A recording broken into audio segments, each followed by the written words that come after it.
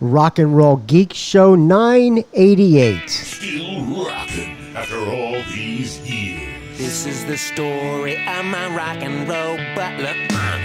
This is it, the show that started it all. Often imitated, but never equal. From San Francisco, USA, online since 2004, it's the one and only Rock and Roll Geek Show. With the original Rock and Roll Geek, Michael Butler.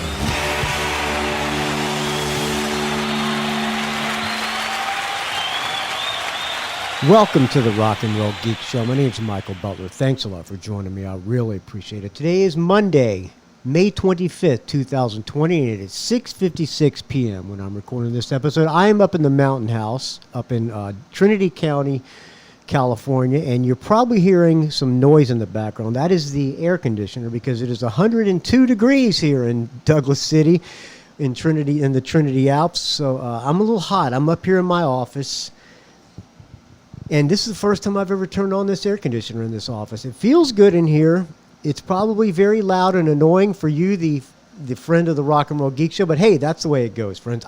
My comfort is more important than your ears. Okay, enough of that. Let me tell you, I am drinking, while I'm finishing up this Modelo. So let me finish up this Modelo here in the can. Now, a brewery just opened up here called the Trinity Brewing Company or something like that.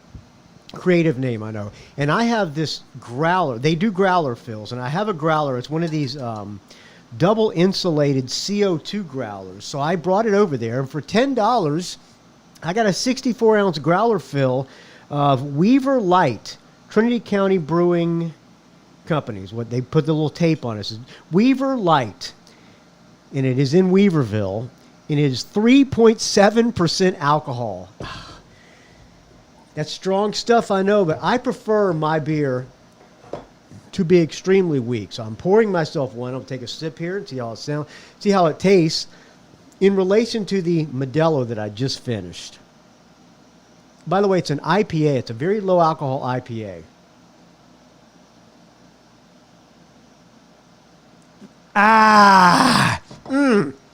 It is actually very, very good. I'm not that great at pouring it because it has a big, much of foam on it. But this growler I have here is pretty cool. I think I got it for Christmas. My wife got it for me for 2 Christmases ago. You put a CO2 cartridge in it, and it's got a little dial on it. It tells you how much. It's called a Growler Works. And you put a CO2 cartridge in it, you screw it on, and then you adjust the pressure on it.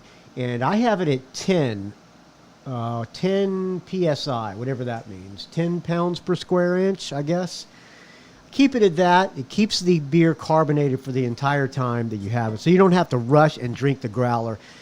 I like this thing. And I've been looking for a chance to use it up here. And this brewery up here has been threatening to open for the longest time, for maybe like since we got the place. They were building this brewery, and they're just now easing all the restrictions up here. So it opened up like 5 days ago, and they said it's been swamped. So I went in there, paid $10, got myself a growler fill of the Weaver Light 3.7% alcohol. I like it.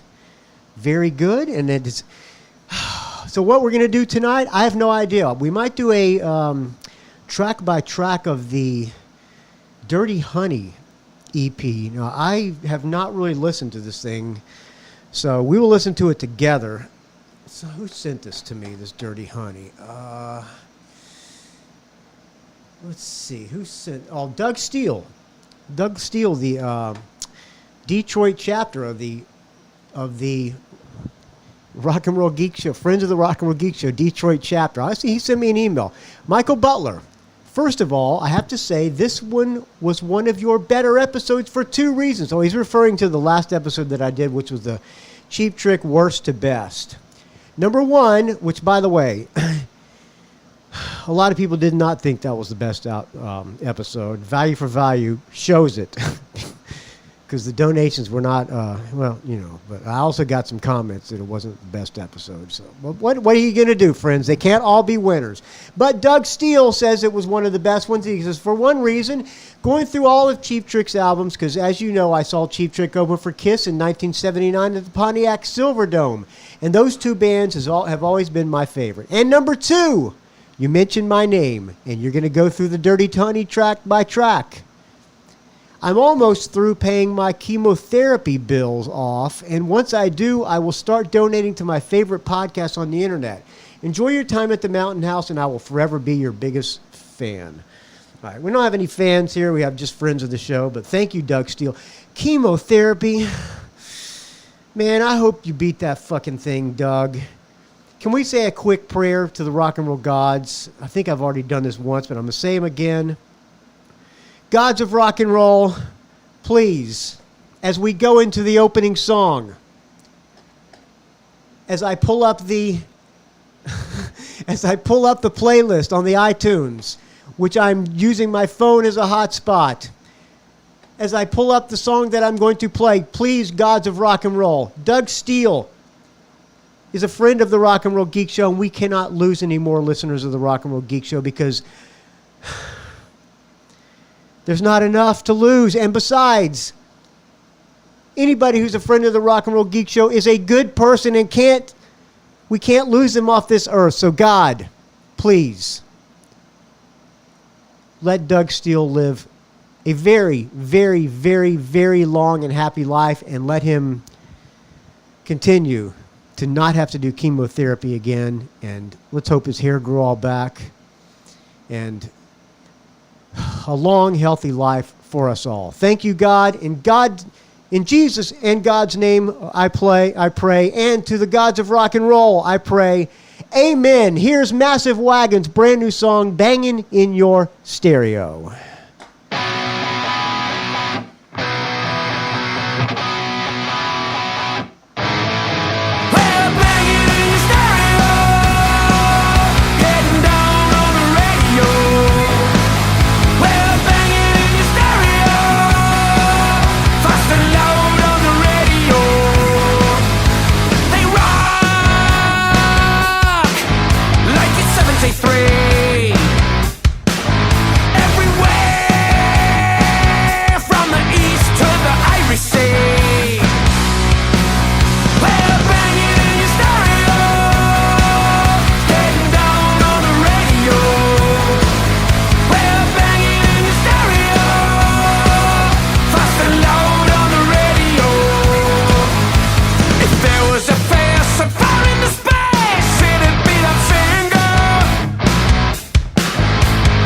Banging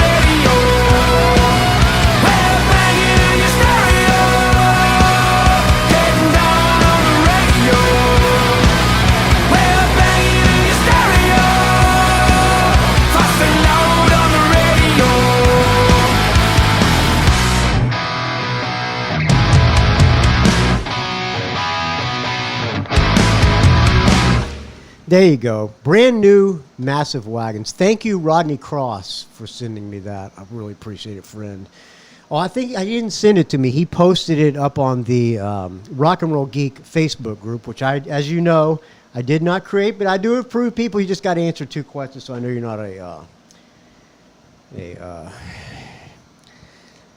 Fauci apologist. All right, I don't know what the fuck I'm talking about. So I'm up here in the mountain house. I got here on Friday. Saturday morning, got up super early because I wanted to try to get some last mushroom hunting in. So we went on a 10-mile hike looking for mushrooms on Saturday.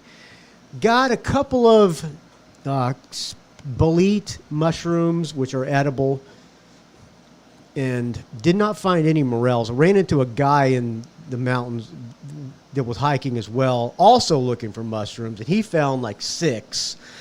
I'll tell more about this on the Mad at Dad. And I got a couple. We went out and looked again today, went on a 5-mile hike, and I got another one of these big boletes, and I cooked it up and put it over some ravioli that I had. Oh, man, it was pretty damn good, I have to tell you. I'm loving it up here in the mountains. I've been fishing.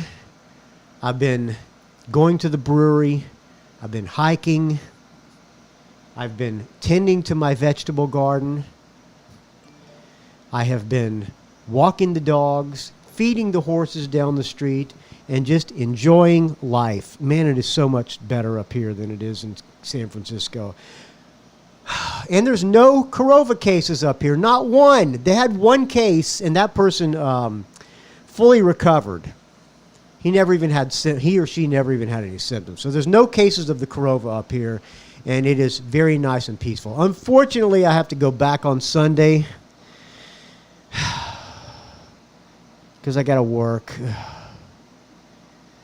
But at least I have work and that I can make some money because I got a lot of bills. Speaking of bills, thank you, friends, for donating to the Rock and Roll Geek Show. This show is a value for value. Let's thank the donors now.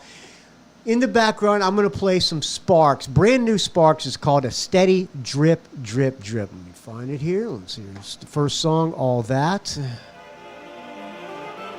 All right. As you know, there are several ways you can donate to the Rock and Roll Geek Show. One way, you can go to Patreon, or you can go to PayPal. I'm going to start with the PayPal donors first. Like the following people did. Eddie DeRosa. Eddie DeRosa used to work at Mevio with me. He called me today. He is living on a sailboat, enjoying life, down in Marina del Rey. One slip away from the boat where the guy from the Beach Boys, Dennis Wilson, was it Dennis Wilson who died? Right next to his boat slip. Eddie DeRosa, thank you for the $100 donation. Man, Eddie DeRosa was so much fun to work with at Mevio. We had a blast. I can't believe we got paid for doing that. Thank you, Eddie DeRosa. I really appreciate it, friend. $100. You should have a Mad at Dad... Oh, what am I doing here? Okay. You should have a Mad at Dad portable bidet coming your way if Dave Slusher contacts you. Thank you to Michael Cranston for the $100 donation. You should already have your Mad at Dad bidet. Thank you, Adam Boucher, for the $100. Thank you to Jonathan Travers for the $100. Thank you to John Morgan for the $100. Thank you to Kirk Crawford, $50. I like this, Sparks. Thank you to Kirk Crawford for another $50. Take a sip of this fine Weaver Light to you, Kirk Crawford, because he donated another $25 as well. So that's 125 begonias.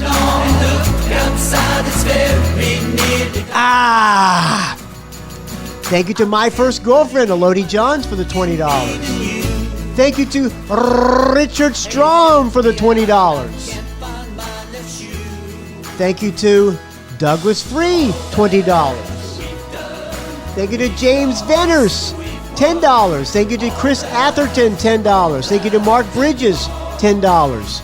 Thank you to Jason Shepard for the $10. Thank you to BJ Lisco, $10. Thank you to friend of the show and friend of mine, Ralph Miller for the $10. Thanks to Todd Cunningham, friend of the show and friend of mine. I think it was Todd Cunningham's birthday, wasn't it? Happy birthday, Todd, if it was. Thank you for the $10. Thank you to Dave Jackson in the School of Podcasting for the $10. Thank you to Daniel Segan for the $10. Thank you to Chris Atherton for the $10. Thank you to Jeff and Sherry Thielicky for the $10. Thank you to Dick Schuit. For the... What is that? Who is that? Schuit. Dick. Schuit. Thank you, Dick Schuit, for the $10. Thank you to Eric Lentz for the $5. Thank you to Michael Williams for $5. Thank you to Robert Giglio for the $5. Thank you to Richard Strom for the $5. Thank you to Andrew Howe for $5. Thank you to Dale Roller for the $5. Thanks to Christopher Del Grande for the $5. Thank you to Gerald Carroll for $5. I like this. It's good. Thank you to Peter Spark for the $5. Thanks to Robert Scott, a.k.a. Bob Scott, for the $5. Thanks to Blake Johnson, $5. Thanks to John Offenroch for the $5. Thanks to Brett Garsky for the $5. Thanks to Richard Fusey for the $5. Thanks to Sigmund Heidacher for the $5. Didn't Richard Fusey donate another one? Yeah, I missed Richard Fusey's $25 donation as well, I think. Thank you, Richard Fusey. Or was that Richard Fusey? I think it was Richard Fusey.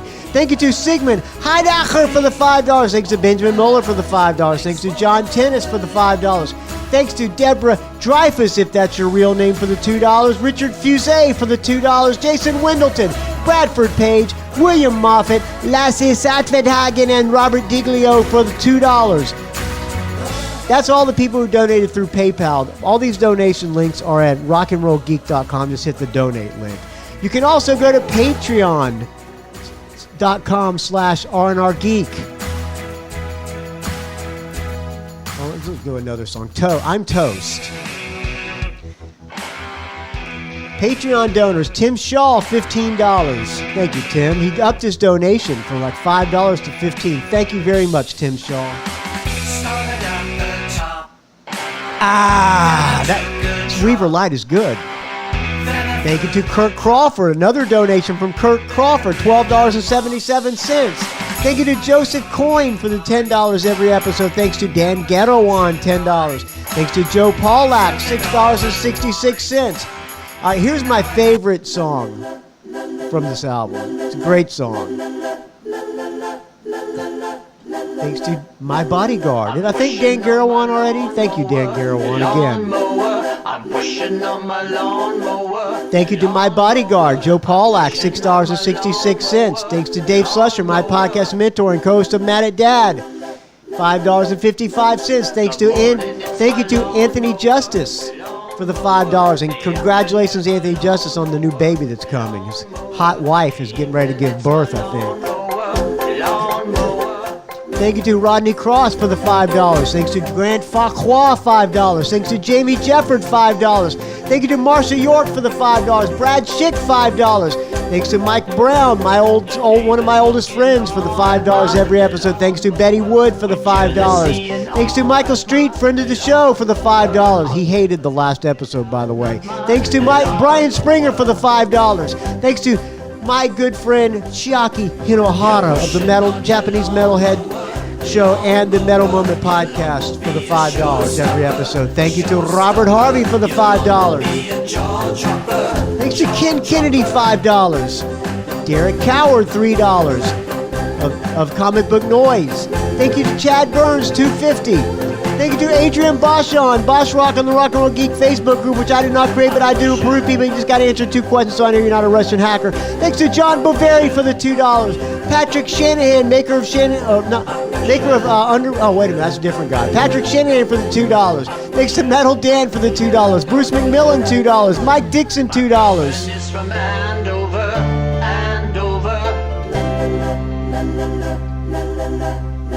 She puts up with my lawnmower and all Thank you to Eric Stowe for the $2. Mike Dixon, I already thanked him, $2. Matthew Hunt, $2. Paul Underwood, maker of Underwood's Fine Barbecue Sauce for the $2. Thanks to Amelia Bowen, $2. That's Amy Bowen, $1. Thanks to Arnie Stash, 3 Legs, 4 Wheels, Bondstone, $1. John Richardson, $1. Corey Kohler, $1. Thank you to all the Patreon donors. And you can also hit the donate link and there at rockandrollgeek.com. Hit the donate link, and there's an Amazon. Click the Amazon on anything you buy. I get a kickback, friends. You can also leave me an audio comment. That's a way to show value for value. You can spread the word about the Rock and Roll Geek Show by calling other radio stations and podcasts and saying some Rock and Roll Geek catchphrases like "super great, couldn't be better." Take a sip of this fine Tecate. Thank you, everybody who donates to the Rock and Roll Geek Show. Without your donations, this show would die a horrible, putrid, stench-filled death. I take a sip of this fine Weaver Light to everybody. I'm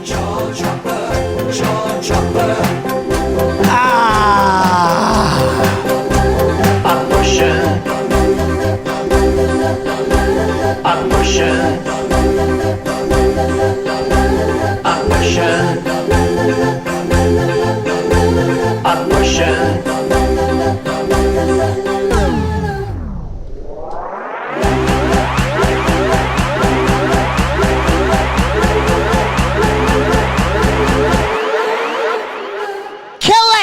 Okay. All right. Thank you, everybody, for donating to the Rock and Roll Geek Show. I really appreciate it. I have some audio comments to play as well. And then we'll play one audio comment. Then we'll do the Dirty Honey track by track. It's only an EP. And only thing I heard from Dirty Honey was Last Child cover. And I've heard them on Eddie Trunk. And was not too impressed with Last Child. And I have a question about their authenticity, but you never know. The EP might be good. We'll give it a shot. All right, let's do my good friend Jonathan Travers. Oh, wait a second. This is a very low. I should have made this louder. Okay, let's try it again here. Hey, Michael Butler, it's your buddy Jonathan Travers. Just sitting listening to some. Okay, I got to turn off the air conditioner because I can't hear him. Why don't we? Yeah, I'll turn off the air conditioner. Turn it off.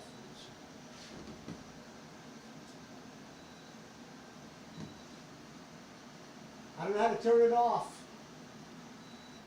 Okay, all right, I turned it off. All right, we're gonna burn up here so we can hear Jonathan Travers. Here we go. More podcasts, killing. I'll go back it up here. Hey, Michael Butler, it's your buddy Jonathan Travers. Just sitting listening to some more podcasts, killing time during the coronavirus. I was thinking about an old concert. I know you don't even really play this on here, but I just wanted to say, I was thinking back to some really, really old times where I got really fucked up for a concert. And all right, I'm going to try to translate it because we can hardly hear it. He says, I'm looking back at the times when I used to get really fucked up at concerts. Back to '96, Metallica. I think they were that Lollapalooza where they were with Soundgarden, the Ramones, and holy fuck! I remember me and my buddy going down there. We loaded up on everything you could think of. We had mushrooms, we had tabs of acid. All right, he had mushrooms, he had tabs of acid. We had whippets, we had a case of beer. Whippets, case of beer. We had really killer smoke. Holy shit, by the time we got down there, this was in Columbus, Ohio, so it was like a 3-hour drive from my house.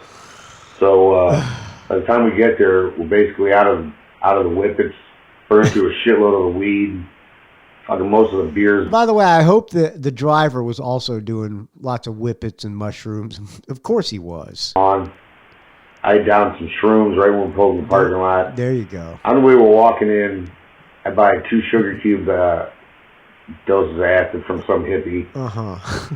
Further on, before I even get to the entrance, I buy an 1/8 of mushrooms. I ate those. Dude, what the fuck? At Lollapalooza, people are selling sugar cubes dosed with acid. They're selling mushrooms. All right, well, that sounds like a good time. So fucked up at this thing. Holy shit. I barely remember the Ramones. And holy cow, I just remember when Soundgarden was playing, I was working my way to the front. I don't really remember much of Soundgarden, but I do remember they did a really killer version of The Doors, Waiting for the Sun. I actually found it online. But man, that was a killer version. I remember that was when I was really peaking on the ass, and it was like, whoa, holy shit. So then Metallica comes on, and these, dude, the psychedelic, the hallucinogens are just fucking kicking in. Oh my God. I'm just like, I'm looking at, it's one of those things where, you're looking around at everybody, and you're like, okay, there's 50,000 people here. Is everybody staring at me? Because I am fucked up. Holy Christ, man. I remember getting to the very front, and I was sitting in front of Kirk Hammett, and I was sitting there. Holy cow, I couldn't breathe for a while, man. I just kept seeing all the lights and everything, and then when of course, they did one. Has anybody ever done acid and mushrooms together? And smoke weed? And drink beer? Did he say he did coke too?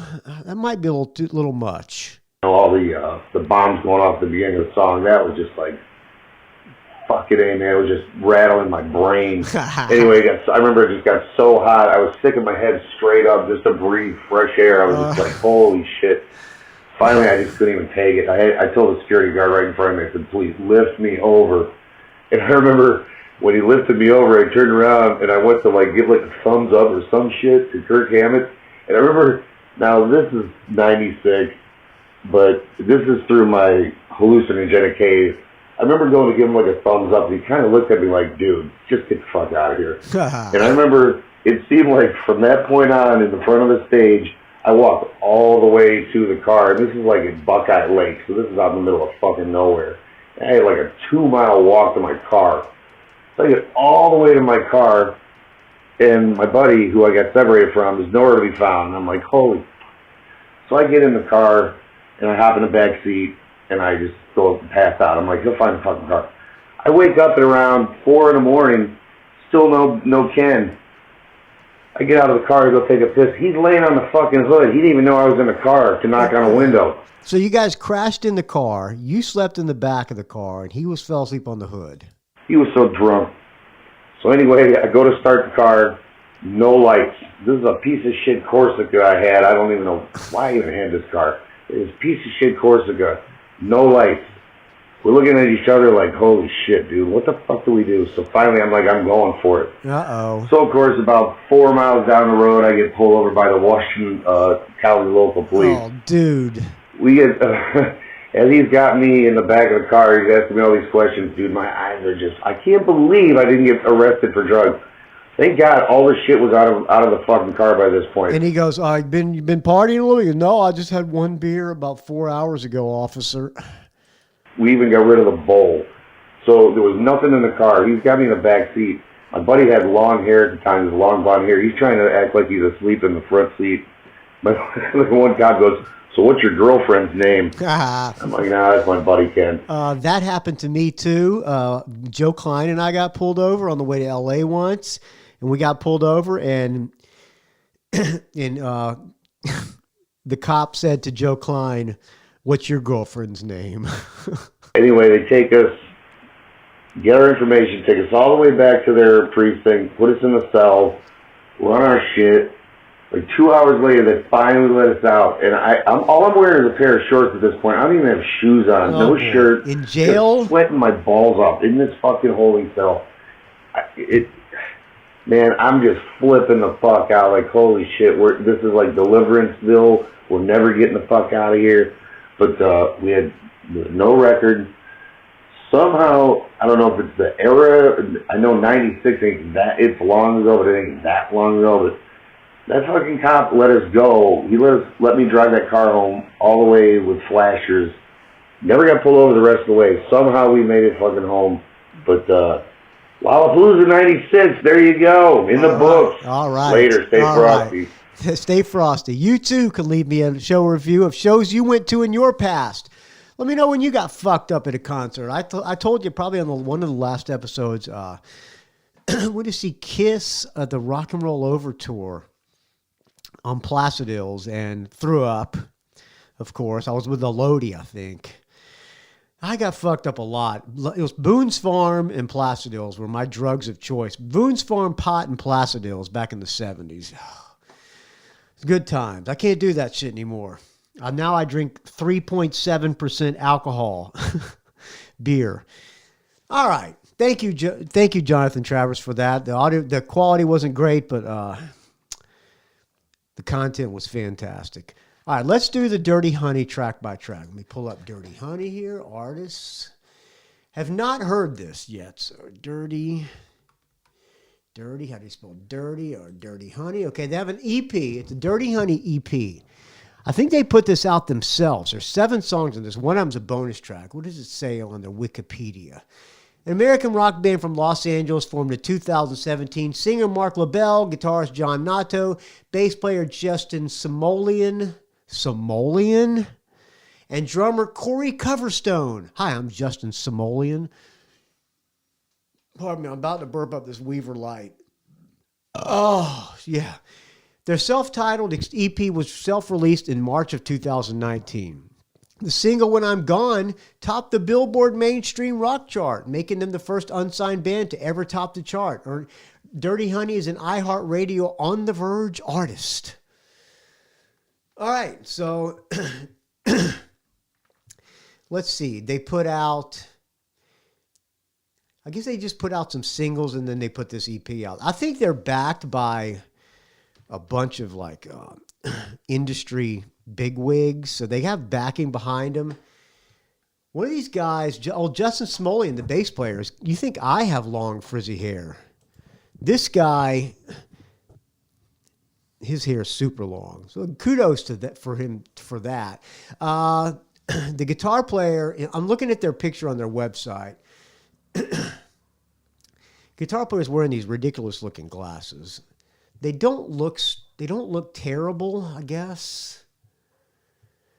The drummer looks kind of like a dork. The bass player looks kind of cool with that long hair, I guess. They're all wearing sunglasses except for the drummer. The singer looks like a douchebag, to be honest with you, Mark LaBelle.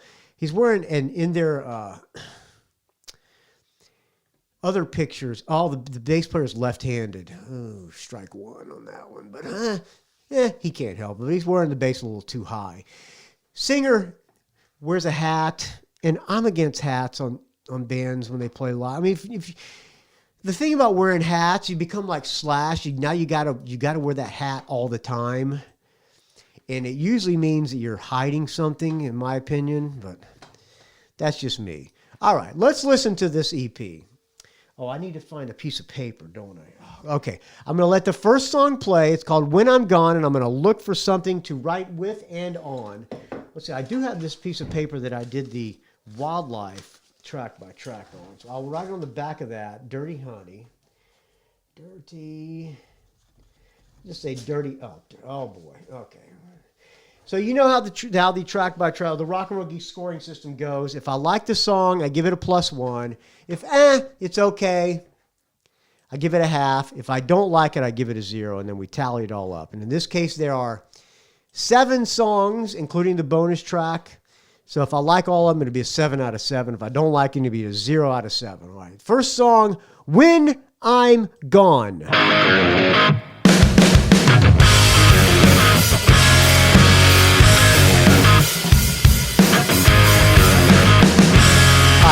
First sound, I'm hearing another Greta Van Fleet with the Led Zeppelin. I'm down now and I'm on my knees. Yeah, exactly. Been working so hard to fill my needs. 'Cause I got bit. Now you think they saw the success of Greta Van Fleet with the Zeppelin and they thought, well, maybe we should do a Led Zeppelin thing too. And I'm burning cash like gasoline. I'm back to the grind. All I wanted to say. I like it better than Greta Van Fleet. In this line for too long. His voice sounds a little like the guy in Tesla, and this song sounds like a Tesla song too, but it's not bad. And all I wanted to say, you know time has come. You're gonna miss me when I... That's a total Tesla rip.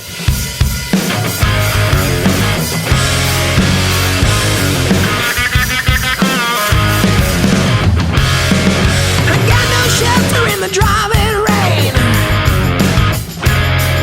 I got no lady to ease my pain. I got an empty bottle with an empty glass. Could somebody please just make this pass? I'm back to the grind, yeah. And all I wanted to say is I've been walking this line for too long. All right, a cross between Tesla and Black Crowes, right? It's gone, so don't miss me when I'm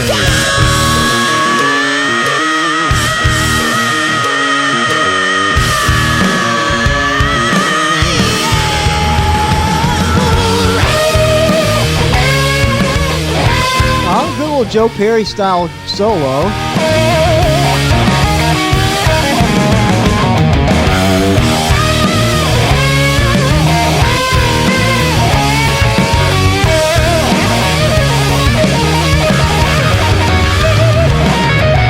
And all I wanted to say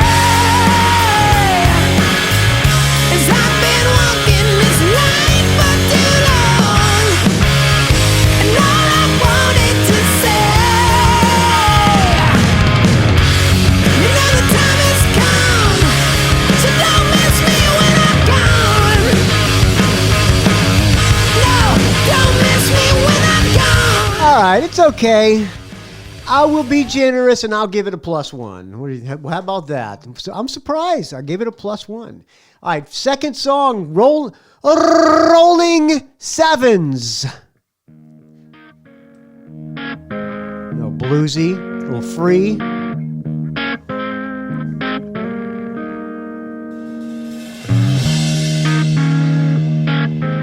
Good guitar tone. I won't play every song all the way through. I'll get it up to like the first chorus and we'll listen to solos. Need to socialize. Something about this guy's vocals is not doing it for me though, man. I'll shine on like a star at first night. I mean, the guy's a good singer, but he's too good. I don't like my singers to be what's the word? That polished sounding. We'll show you all. It doesn't sound like you want a singer to have sound like he's lived a little. This guy sounds like has not had a bad day in his life. 'Cause I know your vices. Yeah, I know where you've been. And it doesn't sound authentic. Taking all the toss of the dice.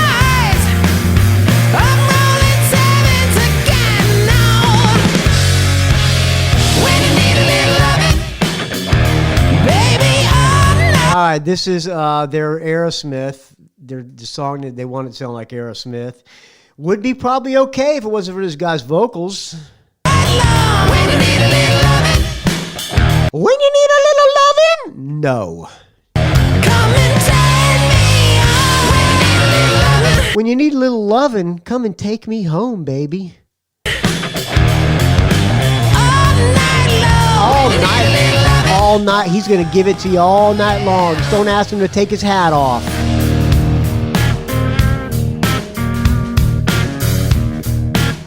Good. I like this guitar player. He's good. Lit by the light of the moon. The singer is a really good singer. He's too good, though. We'll stay warm by the heat of our own fire. It is better than Greta Van Fleet. I will say that. And you'll be the queen. Now, Eddie Trunk touts these guys like he discovered them and they're the next big thing. I kind of, And you know. I almost feel like I'm copying Eddie Trunk by doing this. Take another time.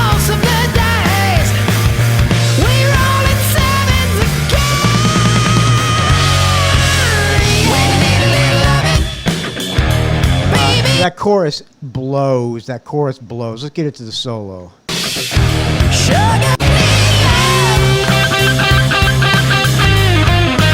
Good. I like the solo.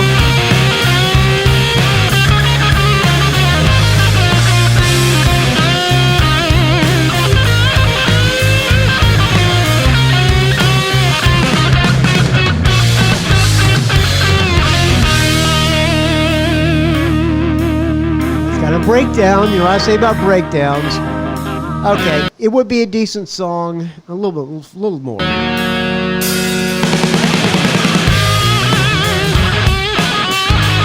Wow, more solo.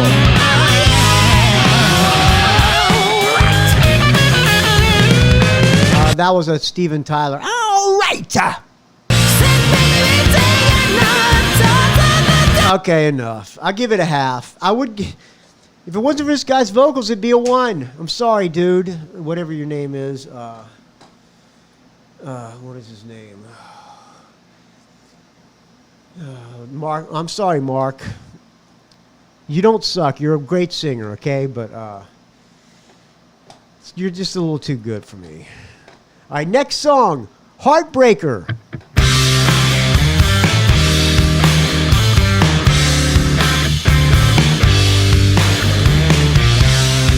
Soundgarden.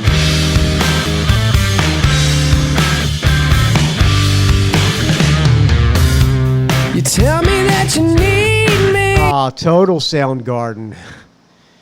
All right, it's okay. I'm not a huge Soundgarden fan, but this song sounds okay. They're doing a faithful version. Only to deceive me and my worried mind. Fairly catchy.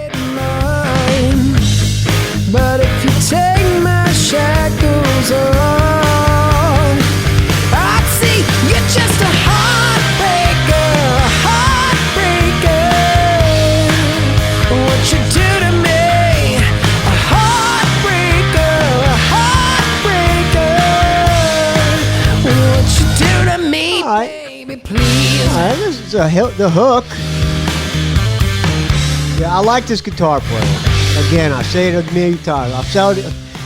I'll repeat myself. That's okay.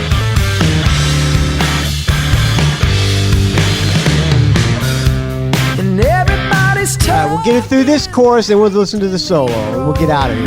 did me wrong, and every lie you told me is gonna come undone. This does not suck near as bad as I was expecting it to. To the curb like an old burned cigarette. Yo, see, you're just a heartbreaker, heartbreaker. What you did to me, a heartbreaker, heartbreaker. What you did to me, take me out of my All right, guitar player, let's hear it.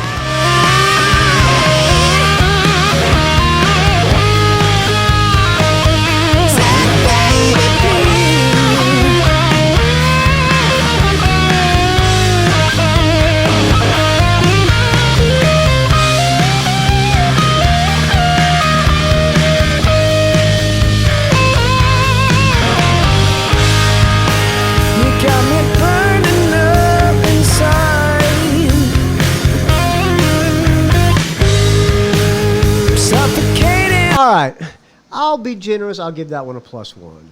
All right, so far 2.5 out of 3. Next song, Down the Road.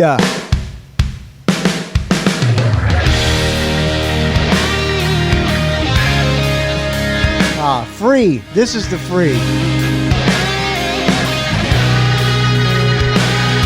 Also a little Black Hole Sun here too, right?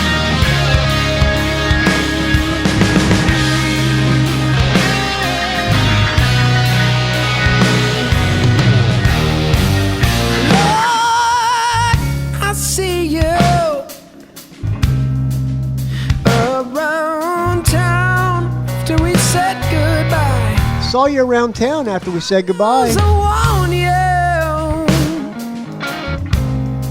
but somehow I know I've gotta let you fly. Been down for so long,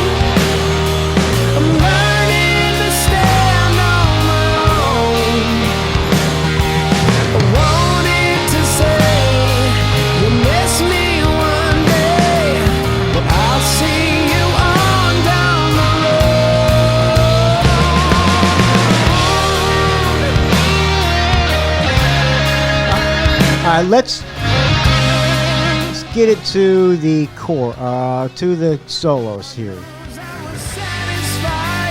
Me in your loving arms.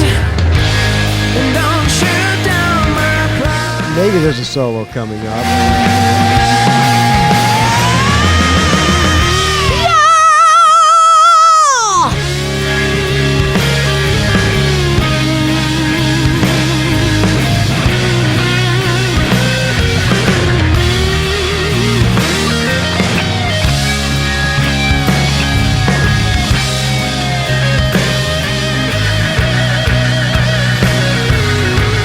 Yeah, that guitar player is really good.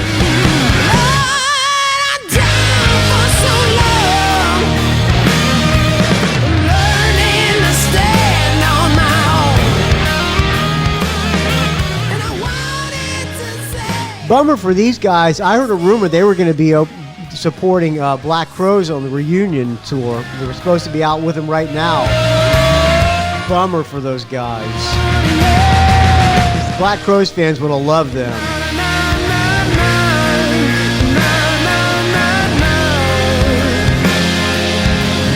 All right, I'll give it a half. That one a half. All right, next song, Scars. Scars. We'll fade in. I like a fade in. Backwards guitars, a la Joe Perry Project. Key change at the beginning.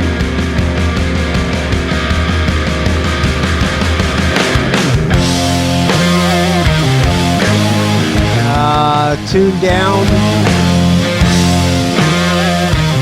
Not loving this one. More Soundgarden. Spoon Man. Spoon Man!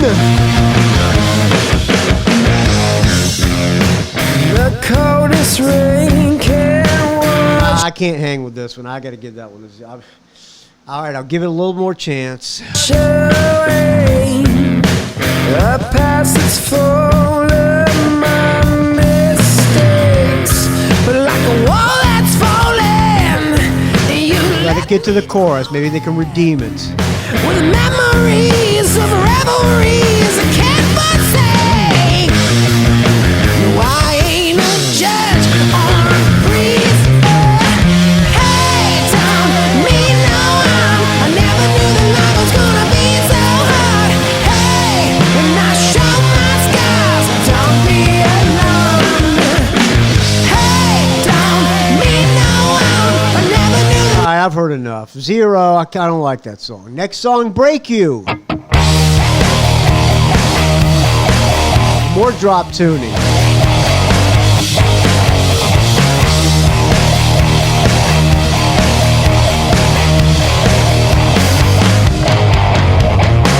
Well, I want it and I need it. Don't let me down. Oh, Let me pull my guitar. See what key that they're playing this in. Let me see. mistreated when no one's around. Yeah, they told me that there's something about you. Well, I'm gonna break you.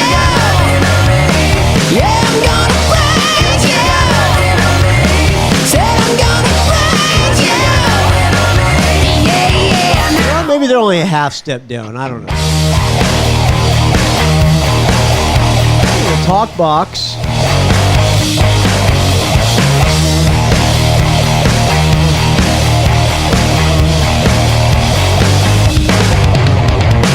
And I wish for her with Again, no hook. Where's the hook? Don't bore us. Get to the chorus. Guitar player's great. The song's not that great. because she disappeared. Lord, I pray for the day that I find you. Then I'm gonna break you. Then I'm gonna break you. All right, let's try to get it to a solo here. Probably back it up. Back it up.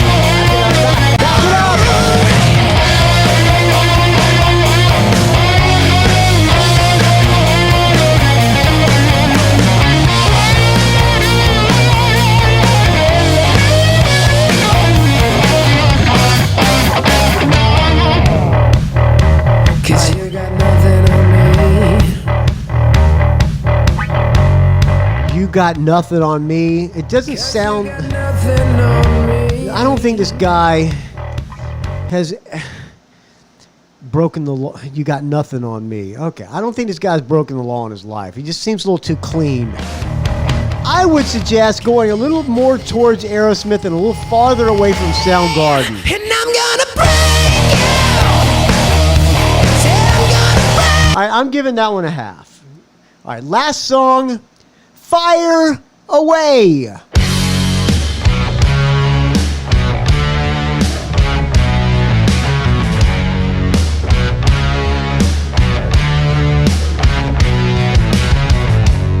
If you're harder than stone, we leave from your throne. More Soundgarden. And on the front of the battle lines. He's not screaming on this one. Just Or not, he's not even screaming on those other ones. He's not singing high on this one. and with the world still low Maybe if he sang the rest of them like this. over your eyes. When you start all over, when you start all over, I like this. no one feels the way we used to feel.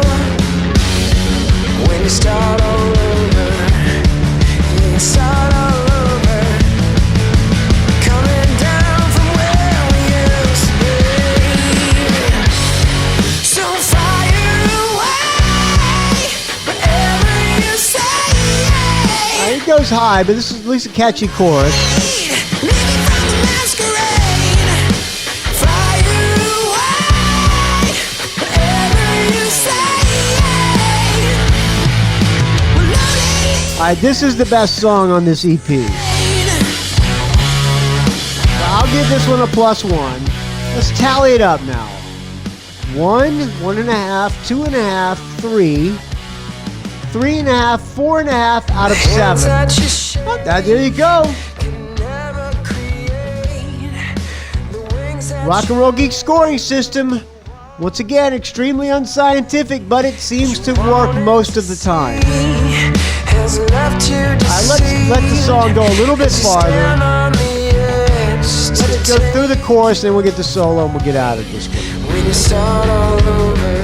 4.5. You disagree with me, friends? Send me an email, rockandrollgeek@gmail.com with the subject line Butler. Used to feel Dirty Honey is the greatest band in the face of the earth, and you are a jealous prick. Go fuck yourself. I'm unsubscribing! Put that in the subject line, rockandrollgeek@gmail.com. so fire away, whatever you say. If you agree with me, I know this bit's getting tired. If you agree with me, rockandrollgeek@gmail.com with the subject line Butler. No, Michael. Once again, you have shown the world why you are the authority on rock and roll. And let's hope that singer doesn't see you on the street because he'll probably punch you in the nose. Put that in the subject line, rockandrollgeek@gmail.com.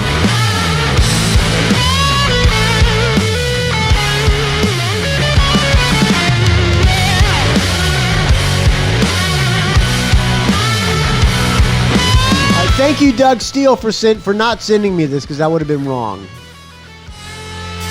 I will post a link to where you can buy this on the show notes at rockandrollgeek.com in case you do like this. And no one feels the way we used to feel. You start all over. You start all over. Coming down from where we used to be.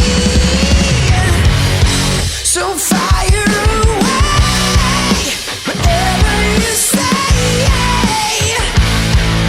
We're only leaving from the masquerade. Fire away,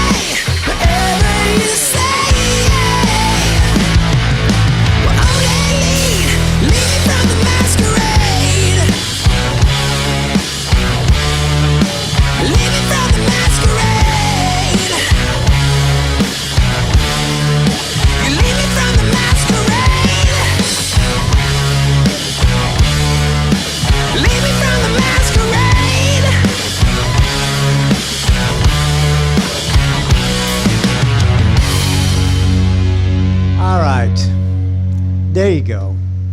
Dirty Honey. Just a self-titled EP. Not bad. I'm surprised how much I did like it. So there you go. I got another couple audio comments. Let's see, I think this might be Chris Capel.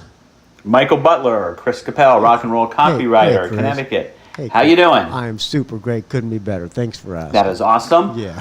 It's the 12th, Tuesday. I'm just finished my lunch. I'm just taking a break before I get back to work. Oh, what'd you eat? But let me take a sip of this homemade iced tea with cane sugar. Okay. You can join Cane sugar as opposed to what kind of sugar? me. No, I'll join you with a sip of this Weaver Light, 3.7%. Perfect. Okay. Excuse me. We are doing a legacy concert Okay. review. All right. Like you like so much. I do. Please, everybody, friends, send me concerts of shows you've been to in the past. Preferably the 70s, but if you're not that old, whatever, just from the past, because we can't see shows anymore. So I like hearing these old show reviews. I really do. I'm going to do something a little different. I am going to talk about one particular venue and, run through a list of shows I've seen there. Okay. And this I like that is idea, the New too. Haven Veterans Memorial Coliseum in New Haven, Connecticut, home of Michael Bolton and the Carpenters. Woohoo! Okay. Hey, Carpenters had some catchy tunes. It opened in 1972. It was one of those square arenas. It didn't have the rounded corners, so if you look at a shipping box with all the flaps open, it kind of had that shape. And it says on the mighty Wikipedia it had 11,171 capacity, which seems kind of high to me. I thought it was more like 9,000. Who knows? Maybe if you filled in the concert all the way around, maybe that. Usually they didn't have seats behind the stage. But I digress. And it was one of those, old-time coliseums. It had minor league hockey and college basketball, and the World Wrestling Entertainment had a lot of shows there because they're headquartered down here in Connecticut too. All right, and one, Pat Benatar, one of her VHS live concerts was in the early 80s, or was done maybe 82 in here. But I'm just going to run through a few of the shows, or the shows I've seen here, and go from there. First time I went there was 1983. I was a youngster, and it was the Kinks on their State of Confusion tour, Come Dancing and all that fun stuff. Okay. It's not And the too opening bad. act on that was Sheriff, who were Sheriff. famous for having a hit single years and years after they broke up. And I remember they were kind of like a generic REO Speedwagon kind of pop boogie band kind of thing. I think I have heard of Sheriff, but I don't know any of their tunes. Do I have any of them on my iTunes? Let me look. Next year was 1984, and I went there on the Billy Squier Signs of Life I tour. do not have any. With Rat opening, and I remember that was kind of a crazy show. A lot of girls there. I actually went to that one with my sister, and Billy Squier had a song called 1984, and that was a good show. Rat opened, and they were just awful. Next year, 1985, I went there twice, actually in consecutive weeks, because I go to concerts every weekend, as you know. In June, I went to REO Speedwagon and Cheap Trick. And Cheap Trick was on their the Flame? Standing on the Edge tour. And actually, the Standing on the album Edge, hadn't even yeah. come out yet. I remember they said, hey, we're going to play a new one from our album. We'll be coming out Tonight in a It's few You? weeks. And it was probably 6 weeks before the album came out. And the next week, I went there, and this again with my sister, to Bryan Adams and Fiona. And one interesting note about not Fiona Apple, but the band Fiona, right? that night was that was one of 2 times that I know of that I saw a concert where the act had the #1 single in the country, and Bryan Adams had Heaven. on the charts. Next year, 1986, I went to, which was probably the most famous show there, which was the Van Halen 5150 tour. Oh, yeah. I saw that tour. It was one of the loudest shows I've ever been to. It wasn't that good. And that was, they played there 2 nights in a row, consecutive nights. I went there the first night. But that was the night, the 2 nights where they did the live without a net recording. The video came out on VHS and much later on DVD. I was there, thank you. Opening act there was BTO? Bachman Turner over. I saw that tour. BTO open. That's right. BTO, but without the T, because it was just Randy Bachman and a couple of scabs. I think they still called it BTO, though, didn't they?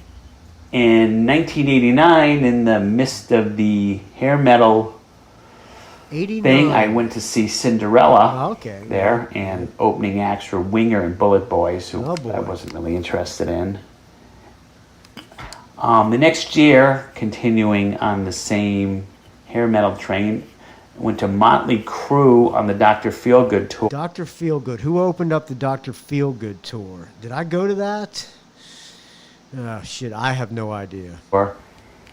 And Faster Pussycat. Ah, okay. And that was an infamous show because Tommy Lee did a drum solo where the drums went over the audience. Yeah. And at the end, he would rappel down this rope off the drum thing, which was up by the lighting rig, onto the stage. Well, something went wrong, and somebody either didn't connect something, or the belay, or he jumped before he was ready. But whatever happened, he jumped off this thing, and he just didn't stop, and he just did a face plant on the stage. Nice. And That's not the first time it's happened with Tommy Lee. I told you about during his solo when I saw them play. It was Poison opened up at Bill Graham Civic.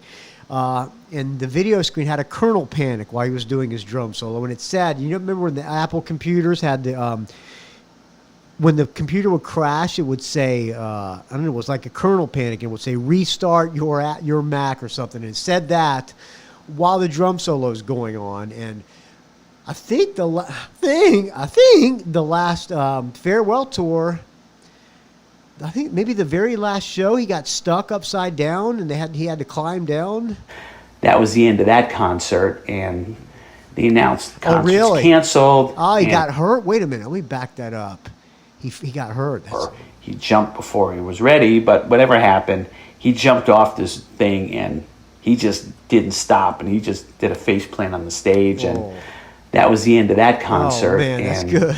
They announced the concert's canceled, and since they Sorry, Tommy Lee got hurt. Show's over. played 8 songs, which was their minimum, Yeah, they there's got no paid. No refunds, refunds. no rescheduled show. And everyone left. Nobody got all. Was it planned maybe for the conspiracy theorists out there? They didn't want to play. They didn't like Connecticut. Set or tore the place up. Everyone was really just kind of bummed out. 2 years later, Rush and Primus on the Roll the Bones tour. That I was remember that tour. That put Rush. That put Primus on the map. the first time I ever saw Rush, believe it or not. 1994, I saw Aerosmith on the Get a Grip tour, which was supposed to be in January, but then their tour got snowed out somewhere in Pennsylvania. So it got pushed until August. It was the same week they played the Woodstock Festival in 1994. And I just can't remember how you found out about concerts when they were canceled, when they were rescheduled, because there was no internet, no email. I mean, you may have had the AOL groups, Oh yeah. but that was it. And the last time I went to there was Ozzy Osbourne on the Osmosis. Did I hear somebody in the background going, ooh, let me back that up. Was that me? 1994, I saw Aerosmith on the Get a Grip tour, which was supposed to be in January, but then their tour got snowed out somewhere in Pennsylvania. Back to So it Wolf got Rock. pushed Okay. until August. It was the same I week did they not see played the that Get a Grip Woodstock tour. Festival in 1994. And I just can't remember. Maybe I did see the Get a Grip tour. Was that the one where they had the city? They looked like the stage was set like a rooftop. You found out about concerts when they were canceled, when they were rescheduled, because there was no internet, no email. I mean, you may have had the AOL groups.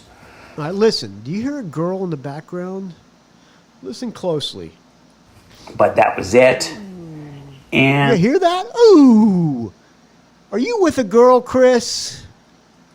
can't remember how you found out about concerts when they were canceled, when they were rescheduled, because there was no internet, no email. I mean, you may have had the... All right, listen closely. Or there's a ghost in here somewhere. The AOL groups. But that was it. And Ooh. Somebody likes you, Chris Capel. the last time I went to there was Ozzy Osbourne on the Osmosis Tour in 1996 with Joe Holmes on guitar. I don't know that. And That is- Life of Agony and Coyne were the Oh, yeah. opening acts, and Ugh. they were just hideous. Coyne. And I saw Coyne play at the Warfield in San Francisco. Boringest fucking show I've ever seen. what happened right around then, around 1996, mid-90s, is concerts started becoming more expensive. Yeah. People going to rock shows were older. It wasn't the kids anymore. And, nicer places were opening up. And, 20 minutes down the road, the Oakdale, which was a little theater in the Round, actually expanded to like 5,000 seats. And that siphoned off. Let me have a sip of this fine iced tea. Yeah. Yeah, that took away some of the concerts going there. There was a new shed opened upstate, and that took some away. And Yeah, I'm not a big fan of shed shows. I go to them, but I'd rather see an arena show. well, the casinos on the other end of the state, on the eastern end, also have old concert halls there, so nicer places. And they Which, even by were the way, starting I'm going to to chime in here for a second. Drive-in concerts sounds great on paper, and I would love to go to a drive-in concert because you can sneak your own beer in and all that, but it's not the wave of the future. It ain't. talk about, which did open in a few years later, Arena in Bridgeport, which was a really good place.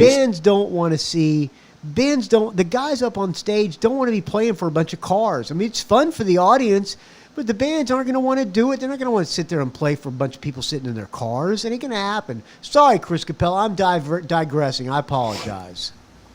So, the old boomy kind of, the sound there wasn't that great. That's okay. The parking was on the roof.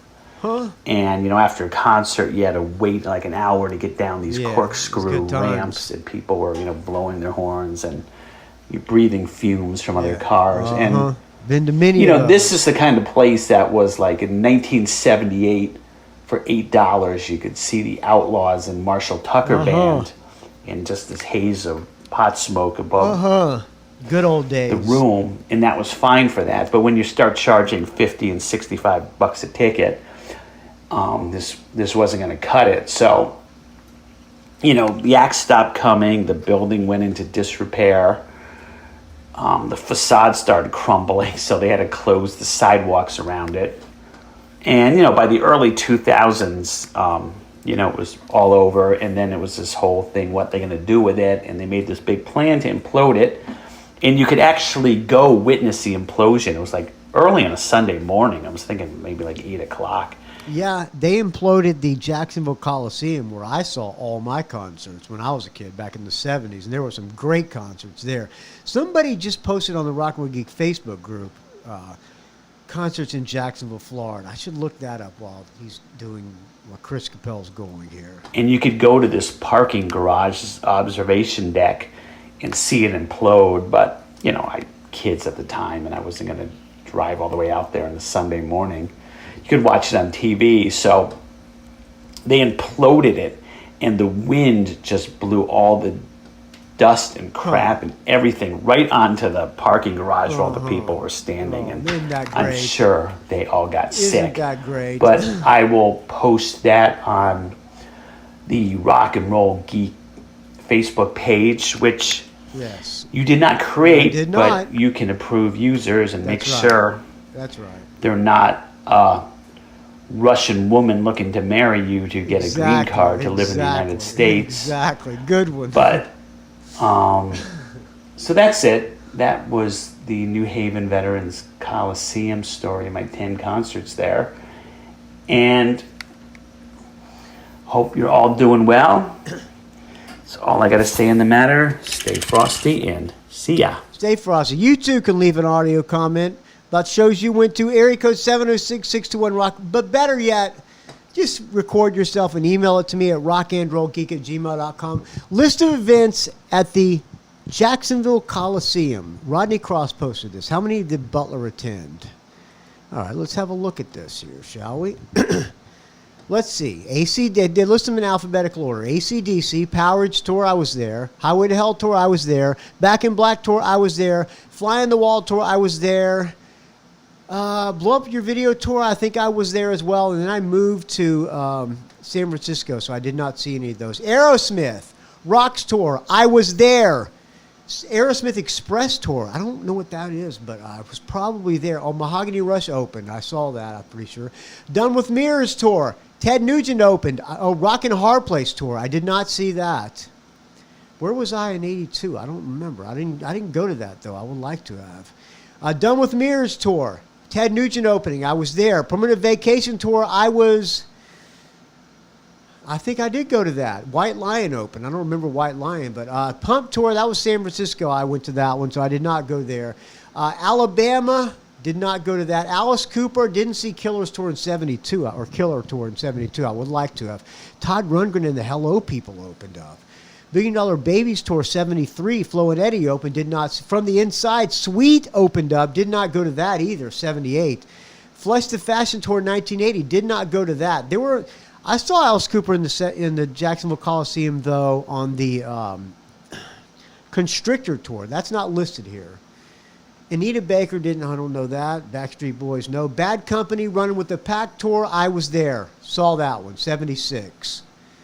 Barry Manilow, no. Beach Boys, no. Beastie Boys, no. Bee Gees, no. Billy Ray Cyrus, no. Black Sabbath, I saw the Never Say Die Tour with Van Halen opening November 4th, 78. Did not see any. I think I might have seen the Mob Rules Tour.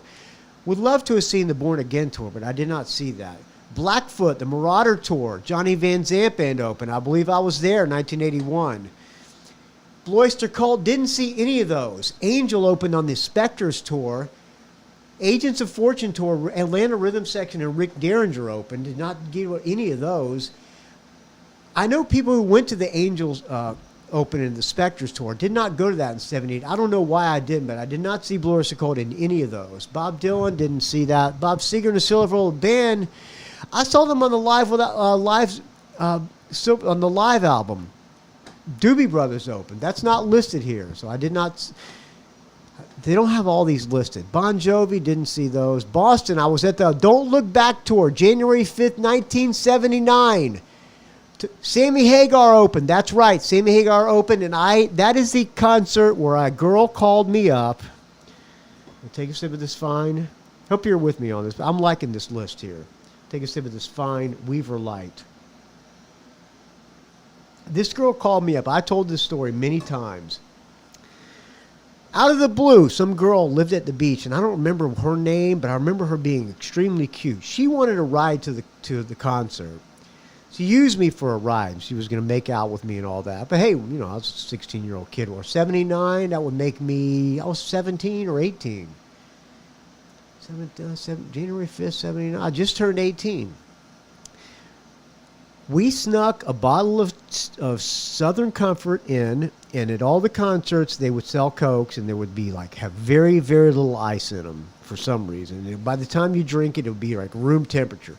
We bought a Coke, poured Southern Comfort in, while we're watching Sammy Hagar, drinking that warm Southern Comfort and Coke. 79, would that have been the Sammy Hagar, Turn Up the Music? What's the name of that album that has Turn Up the Music on it? You know the album I'm talking about, though. Turn up the music, make it loud and clear. We're drinking, watching Sammy Hagar, getting really drunk. So between the two bands, I'm starting to feel sick. I know you've heard this story before if you're a long-time listener, but I'm telling it again.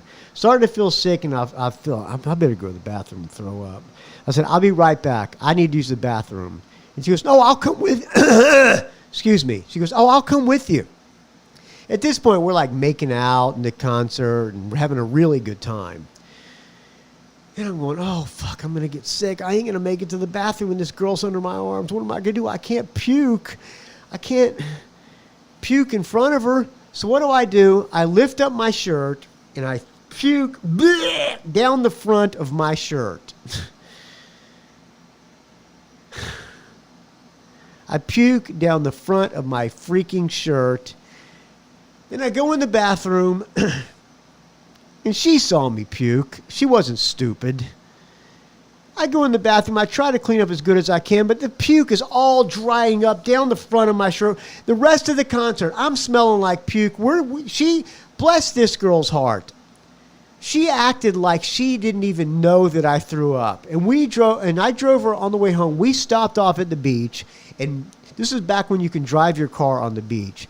We stopped at the beach, parked, drank some beers, and proceeded to make out when I have puke breath, puke down the front of my shirt. I did not have the money to buy a Boston or Sammy Hagar shirt to change into. So I'm smelling like puke. We're making out. She's doing it because she feels like she has to because I had to give her a ride home. She thinks I'm going to drop her off in the middle of nowhere or something. Never heard from this girl again. I don't remember her name. I wish I did because I like to see what she looks like now because she was fine back then. But yeah, that was a fun night. Okay, Bruce Springsteen and the E Street Band, didn't see those. Bryan Adams to the Fire Tour, 87. I may have seen that. I don't know. Cars Candio Tour, I saw that in 1979. I saw that tour. They also opened for somebody, and that's not listed here. Charlie Daniels Band, Windows Tour, 82. Jimmy Hall opened up. I may have been to that. I don't know. Cheap Trick, In Color Tour, 1977. Robin Trower Band open? No. That's wrong. Cheap Trick opened for Foreigner and Heart. So whoever made up this Wikipedia list is full of shit. I saw them on that tour. Saw them on the Heaven Tonight tour, May 20th, 1979.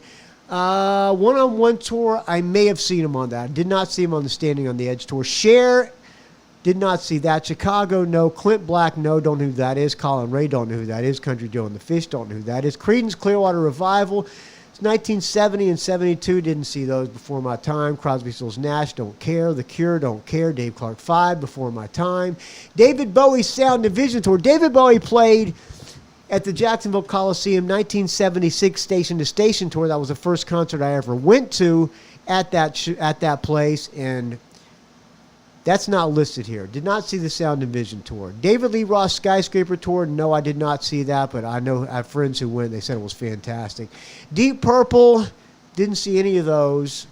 Def Leppard Pyromania World Tour, 83. I didn't see any of those. Didn't see any of those. They were supposed to open for the Nuge, but ended up being Rex. Diana Ross, no. Dio Sacred Heart Tour and Rough Cut opening. Think I saw that one.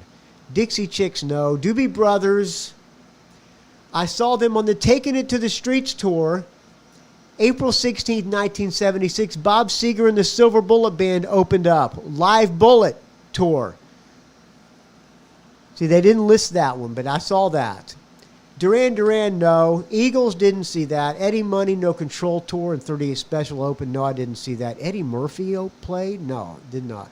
Edgar Winter Group, no, didn't see that. Electric Light Orchestra, I may have seen him on the New World Record Tour, March 11th, 77. Elton John, didn't see any of those. Elvis Presley and the TCB Band. My mom went to that, like 1972, 2 shows. And there's infamous footage of Elvis getting into the limo at the Jacksonville Coliseum saying, "Girls in Jacksonville, Florida give the best blowjobs," or something to that effect.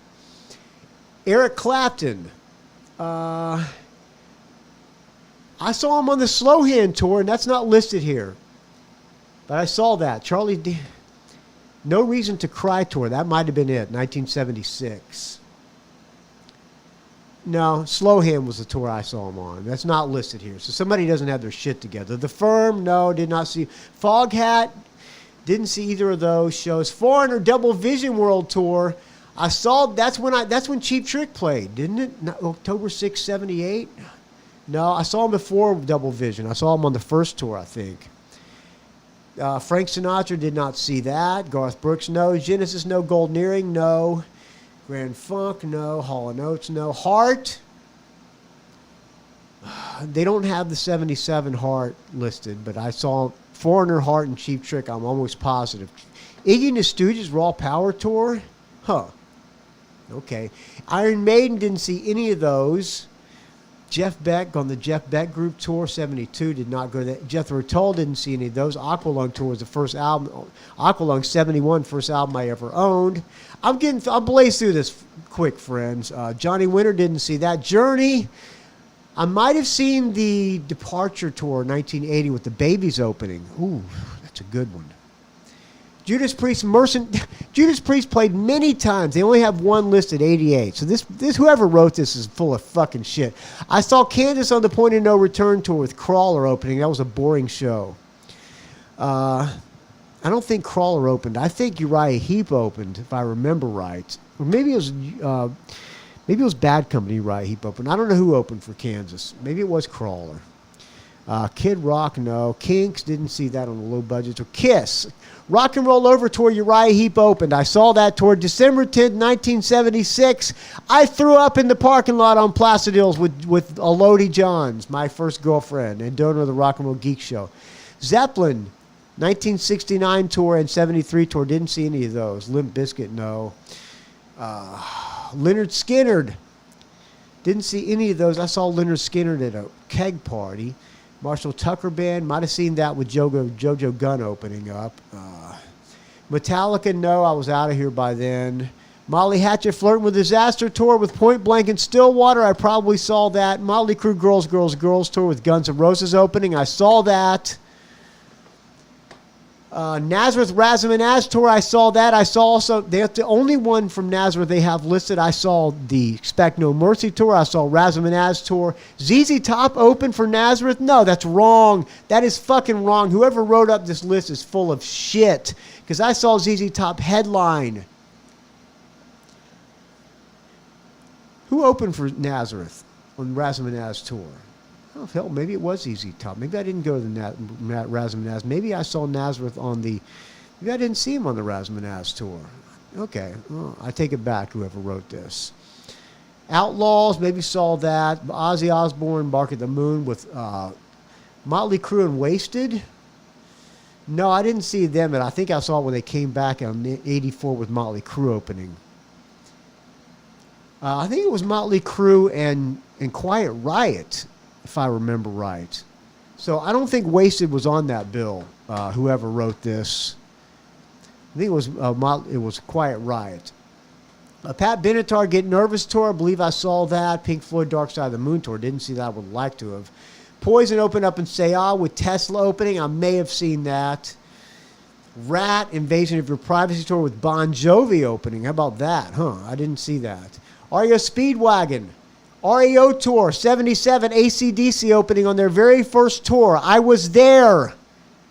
There was actually not the REO Tour. They called it REO Tour, but it was actually the live album. What was the live album called? Whatever REO's live album was called, that was the tour, AC/DC openings. This guy's full of shit. Rick Springfield, Living in Oz Tour, 1983. I was there. Sparks opened up. I don't remember Sparks, but I remember Rick Springfield. That was a great show. Rolling Stones, didn't see that. Rosington Collins Band with Stillwater opening. I probably was there. Rush, did not see that. Yeah, I didn't see Rush there. I saw Rush at the Jacksonville Civic Auditorium with UFO opening and Cheap Trick, I believe. It was Rush, UFO, and Cheap Trick. Smashing Pumpkins. No, Scorpions. Love It First Sting tour with Bon Jovi. No, I saw Scorpions. I don't know if I saw... Maybe I did see him there. I don't remember Great White and Trickster opening or Bon Jovi opening. Didn't see Smashing Pumpkins.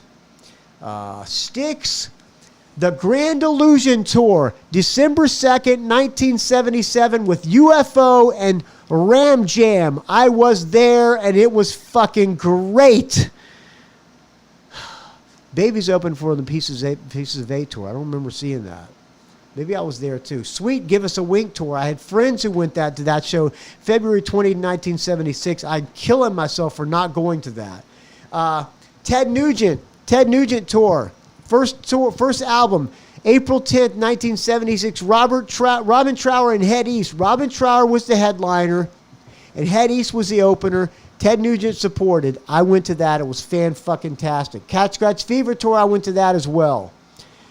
10 years after, I would like to see Now a Little Bit Before My Time.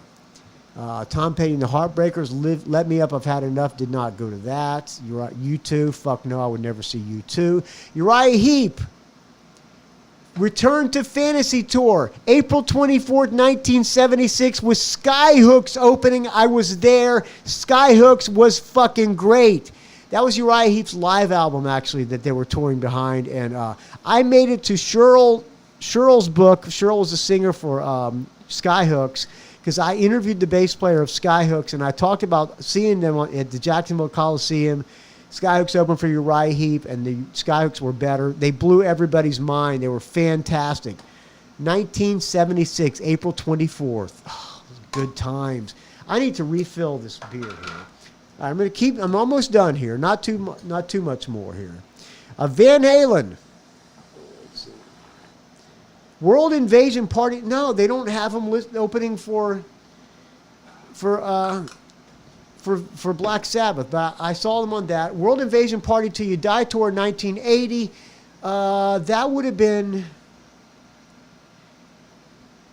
World Invasion Party Till You Die Tour. Was that the second album? That was not at the Jacksonville Coliseum. That was at the Civic Auditorium. The Hide Your Sheep Tour, I went to all those. I went to every Van Halen tour all the way through 5150. They don't have that listed here. But I saw them with that. I did not see him for Unlawful Carnal Knowledge. Whitesnake, no. Willie Nelson, no. Yes, did not see that. ZZ Top. They missed a whole bunch. They don't have Emerson, Lake and Palmer listed here. There's a lot of shows they do not have listed here. All right. I have gone a long time with that little bit, but that's the way it goes. All right. I got another audio. Should I play a song and then do an audio comment? Let's see. What song do we have that we can play here? Let's see. Let me pull up my playlist. Yada da da da da. Hope you're with me on this, friends. All right. Brent. Oh. Okay, all right. I'm going to play this audio comment, and then we'll go into the song here. Hey, Michael. This is Doug Free. I hope you're doing okay. Hey, Douglas Free. Doug Free, friend of the show, and as Adam Curry says, a producer of the Rock and Roll Geek Show. May recall that a few weeks back I left a sort of When We Were Young concert review from 1981 when I was lucky enough to see Def Leppard on the High and Dry tour. Yes. Thanks so much for playing that.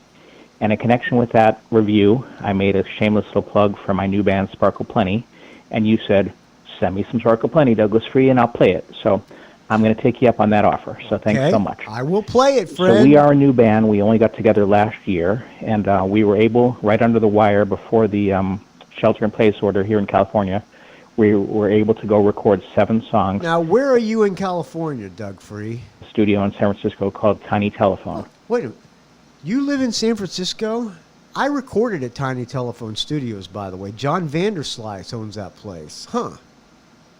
Small world. You live in San Francisco? Have you ever recorded there? Yes. I bet you've definitely at least heard of it if you haven't recorded there. I recorded there with the Flexipleasers, I'm pretty sure. I thought it was super cool. It's all analog. John Vanderslice has a band, I forget his band, but he was a big indie guy. He had a very popular indie rock band in San Francisco. But John Vanderslice owned a Tiny Telephone. 4-inch, I can talk.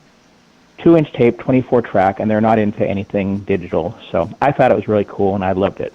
So I'm not sending you one of those songs because they're not mixed yet, but I'm sending you a demo of a cover that we did. and it's kind of a geeky cover, so maybe that's a good thing for the Rock and Roll Geek Show.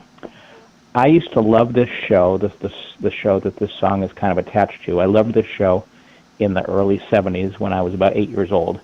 I have older brothers and sisters. They're quite a bit older than me, so I had kind of inherited their 45 records, and I used to play the records of this band. And since then, a lot of people have given me shit and said, oh, those guys suck, they're not even a real band or whatever, but for my money, I don't care. I used to love the show, and they're really good songs. So there was even, I remember at the time, there was a rumor back in the day that I had heard of that one of the band members had stabbed somebody. And again, I was about 8 years old, so to be clear, I'm not saying that the rumor was true, but I had heard. I'm assuming you're talking about the Monkees, because he sent me a song called Stepping Stone. I didn't hear about the Monkees stabbing anybody. It, and it kind of scared me. I mean, I was a little kid, and I was like, wow, but it sort of added to the mystique.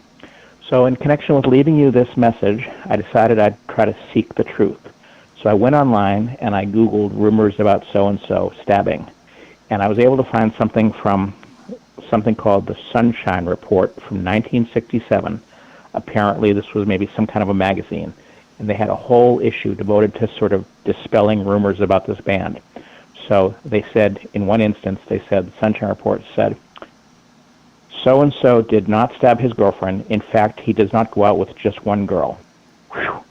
That was a big relief. I mean, I kind of hoped that maybe he hadn't done it. I didn't want to believe it, but now I know the absolute truth. Mickey that it wasn't true. Dolenz. So maybe, just maybe, there's a few Rock and Roll Geek Show fans like myself that might be interested in knowing that all these years later.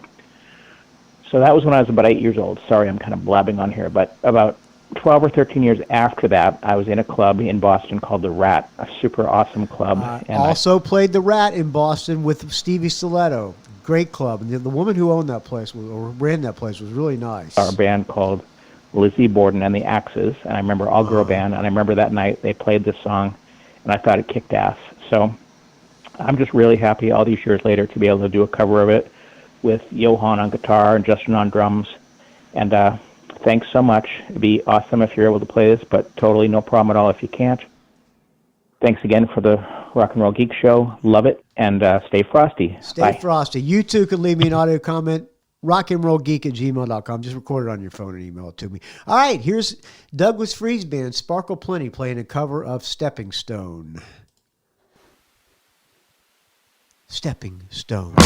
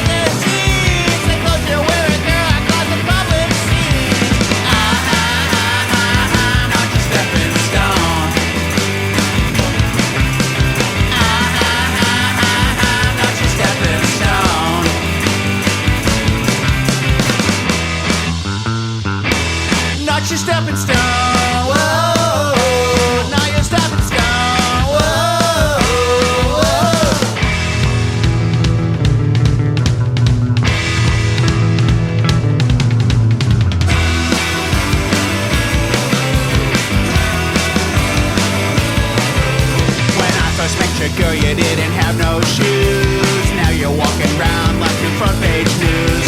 You be awful careful about the friends you choose, but you won't see my name in your book of who's who's. I'm not your stepping stone. I'm not your stepping stone.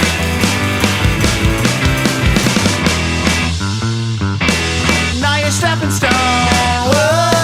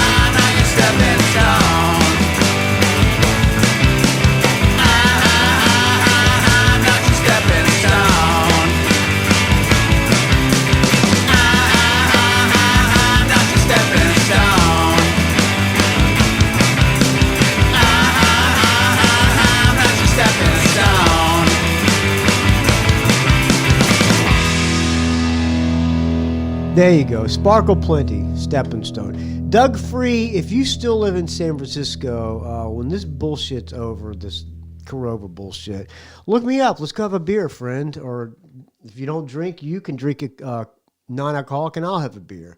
All right. I'm going to read a couple of emails here and we'll get the hell out of here. All right. Email from Rob Giglio. Hi, Michael. Just wanted to tell you I'm really enjoying the old show reviews and I had a suggestion.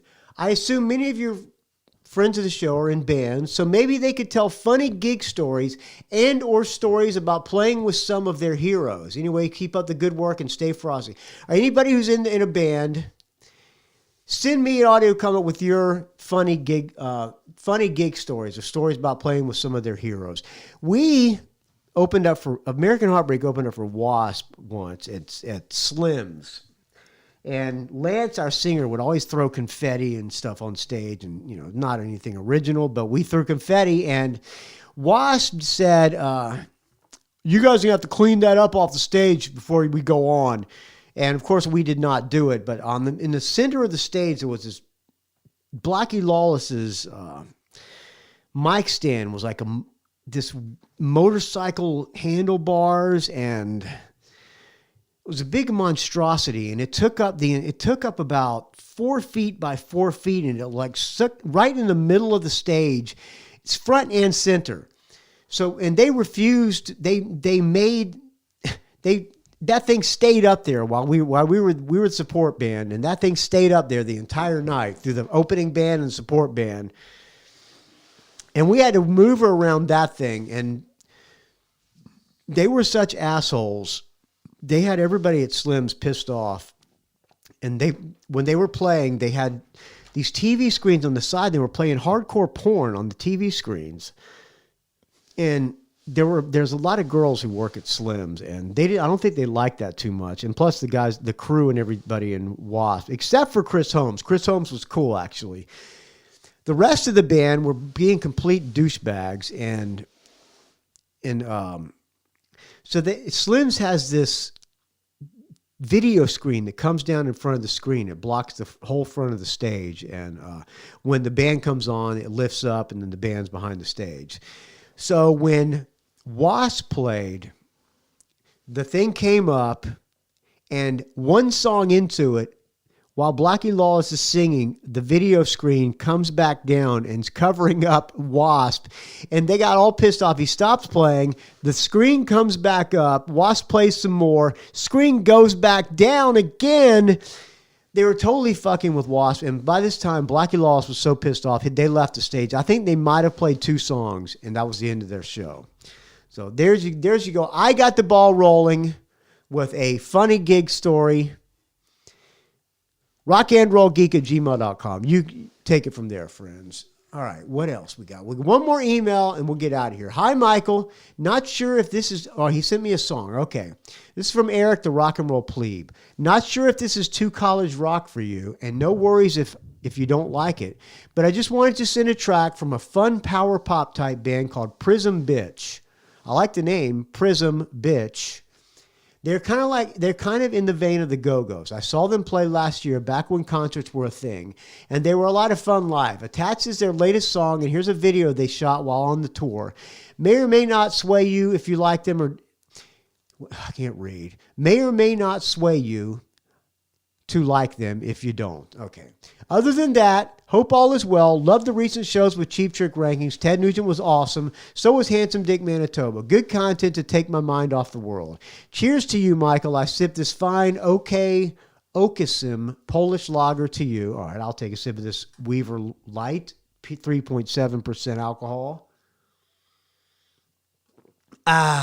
Think you might like and would buy you one if you ever come to Philadelphia. If I ever come to Philly, Eric Plebe, I will definitely look you up. I played Philadelphia when I was in Exodus. It's the only, and I've helped some guy do a podcast. He was working some convention there, like some conference, and he was doing a bunch of podcasts. And he flew me out to Philly, and I helped him do podcasts all day. I was like his engineer. I had a good time in Philly. It was a good time. With some cheesesteak place by myself. Took a cab to a cheesesteak place and other things that I won't go into here. All right. P.S. Regarding the Cheap Trick ranking show, unlike the magazine, I love the first 4 albums by Cheap Trick. Yeah, Classic Rock Magazine did this worst to best. I love the first albums by Cheap Trick. Plus Cheap Trick 97, I would probably go number 1, Dream Police, which was my number 1, I think. Number 2, The Debut. Or no, my number 1 was In Color, and I think number 2 was Dream Police. Number 2, The Debut. 3, 97. Number 4, Heaven Tonight. And 5, In Color. I would also put the special one in the top 10, but I also like The Doctor.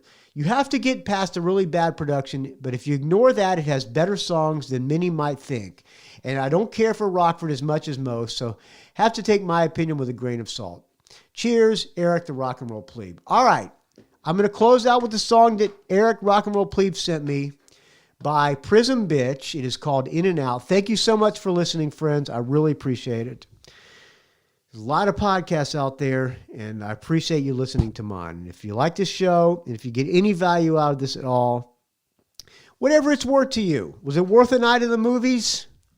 Was it worth a Netflix movie? Was it worth... was it worth dinner? I don't know. Whatever is worth to you, please contribute, because I don't have much money, and everything you contribute really helps out a lot, friends. All right, here's Prison Bitch, sent to me by Eric the Rock and Roll Plebe. We will talk to you. On Wednesday, I'm interviewing this guy. What is this guy's name? He made a movie about the band, Robbie Robertson and the band. Let me see, find this. Brianna, let's see. Find this woman's name. I forget this guy's name. Brianna. Okay. Daniel Rower. He's the director of this movie, and the movie's called Once We're Brothers. They sent me a screener, and I really liked the movie. I enjoyed it. Dave Slusher did not enjoy it so much, but we'll probably talk about that on tomorrow's Mad at Dad. I could use some questions. If you have seen this movie, it's called Once We're Brothers. I could use some questions because I don't know a lot about the band, but I'm going to interview this guy because they were nice enough to send me a screener, so I will be nice enough to have him on the show. I'll make it a bonus episode. Don't worry if you're a Patreon donor, you're not going to get charged for the episode, but hopefully we'll make it interesting. I have no idea what to talk about. I'm going to have to research this guy, Brian Roher, R-O-H-E-R. So if you know anything about him, his name is Daniel Roher. Daniel R-O-H-E-R. And the movie's called Once We're Brothers. If you have any fun facts about this dude, Daniel, send them to me, rockandrollgeek@gmail.com, or post them on the Facebook group, the Rock and Roll Geek Facebook group. I think there might be 2 Rock and Roll Geek Facebook groups, but it's the one with like 500 or 600 members. All right, friends, that's to look forward to on Wednesday. That could be a horrible show, or it could be a fantastic show, or it could just be a mediocre show. I don't know. That's coming up. Tomorrow's Mad at Dad, and the rest of the time I'm going to be hunting, or not be hunting, but I'm going to be fishing and working around the mountain house and enjoying my last week up here in the mountains. All right, here is Prism Bitch, sent to me by Eric the Rock and Roll Plebe. This song is called In and Out. I'll talk to you soon, friends.